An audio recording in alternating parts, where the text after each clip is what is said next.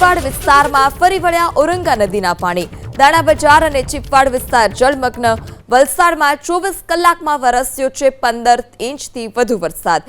ચિપવાડના માર્ગો પર નદીઓની જેમ વહેતા થયા પાણી। ચિપવાડના ગ્રાઉન્ડ ફ્લોર સુધી પાણી ભરાયા છે। ચિપવાડની દુકાનો પાણીમાં ગરકાવ થઈ છે। આપ આ દ્રશ્ય પણ જોઈ રહ્યા છો કે જ્યાં ગામના બજારમાંથી નદીમાં ખળખળ પ્રવાહ વહેતો હોય તે પ્રકારના પાણી બજારમાંથી વહી રહ્યા છે। ચિપવાડના માર્ગો પર નદીની જેમ પાણી ફરી વળ્યા। આ સાથે જ નીચાણવાળા વિસ્તારમાં દુકાનો આવેલી છે, ઘરો આવેલા છે, તે તમામ જગ્યા પર આ નદીના પાણી ફરી વળ્યા છે। કુદરતનો કહેર કેવો હોય અને નદી જ્યારે એનું રૌદ્ર સ્વરૂપ લે છે અને એની સીમાઓ ઓળંગે છે ત્યારે શું પરિસ્થિતિ થાય છે એ જો જોઈએ તો આ દ્રશ્યો જે છે એ વલસાડના ચિપવાડ વિસ્તારના છે। આ રસ્તો જ છે અને એના પર પાણી વહી રહ્યું છે। ન તો આ કોઈ નહેરના દ્રશ્યો છે, ન તો કોઈ નદીના, પરંતુ નદીમાં પણ આવા ધસમસતા પૂર ન હોય તેવી પરિસ્થિતિ અત્યારે રોડ પર છે। વલસાડના ચિપવાડમાં આ ઔરંગા નદીનું પાણી ઉભરાઈને આવી રહ્યું છે। કઈ પ્રકારની નુકસાની એ વરસશે એ તો પાણી ઉતરશે પછી ખબર પડશે, પરંતુ આખી દુકાન પાણીમાં ગરક થઈ ગઈ છે। કોઈ પણ સામાન બચી જ ન શકે તેવી પરિસ્થિતિ। જો આમને આમ જ રહેશે તો નીચાણવાળા ઘરોમાં ગ્રાઉન્ડ ફ્લોર છોડીને ફર્સ્ટ ફ્લોર પર પાણી આવવાની શરૂઆત થઈ જશે। લોકો મદદરૂપ થવા માટે ચોક્કસ આવે છે, પરંતુ આ સ્થિતિ જ એવી છે કે અહીંયા કંઈ જ મદદરૂપ ન થઈ શકાય। અત્યારે ઇલિયાસ મલેક આપણી સાથે છે। શું પરિસ્થિતિ? વલસાડ શહેરની અંદર 24 કલાકની અંદર ખૂબથી અતિ ભારે વરસાદ પડ્યો છે અને કુદરતનો કહેર છે।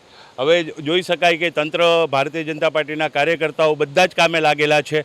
જેટલી મહેનત થતી છે એ મહેનત કરતા છે, પણ સરકાર આપણે કુદરતની સામે કોઈનું કંઈ ચાલે એ પોઝિશન છે નહીં અને વલસાડની હાલત હમણાં પૂર જેવી છે। જી, રાજુભાઈ આપણી સાથે છે। રાજુભાઈ પૂર્વ પ્રમુખ રહી ચૂક્યા છે વલસાડ નગરપાલિકાના। કુદરતનો આ કેવો કહેર?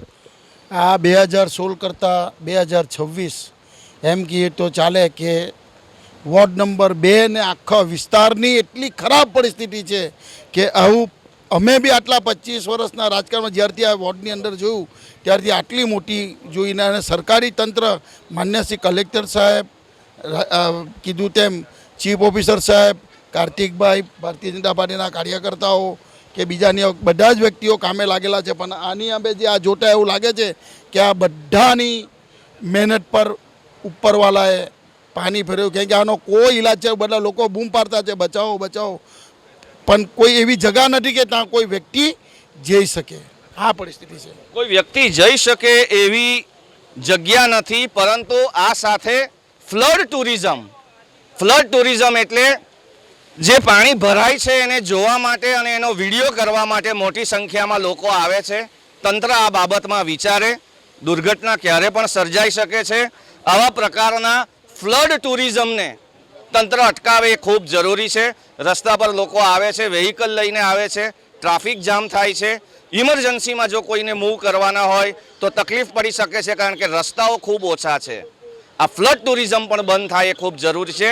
બાકી આ વરસાદની પાણીનો પ્રકોપ કેવો છે, નદી એનું રૌદ્ર સ્વરૂપ લે છે ત્યારે શું થાય છે આપ જોઈ શકો છો। બ્રિજેશ શાહ, ABP અસ્મિતા, વલસાડ।